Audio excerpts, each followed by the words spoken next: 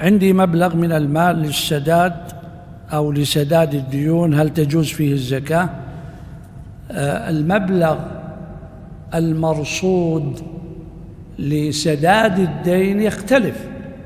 قد يقول بعض الناس أنا عندي مبلغ أسدد منه كل شهر، هذا تجب فيه الزكاة، لأن هذا المال موجود بيدك، وأنت في أي وقت ممكن تتوقف عن سداد الدين أو يأتي من يسدد عنك، فهذا المبلغ يخصم منه فقط القسط الشهري. يعني أنت في هذا الشهر ستدفع مثلا 200 دينار لسداد دين، هل 200 دينار لا تدخل في وعاء الزكاة، لا تحسبها مع مالك، لأنك سوف تدفعها.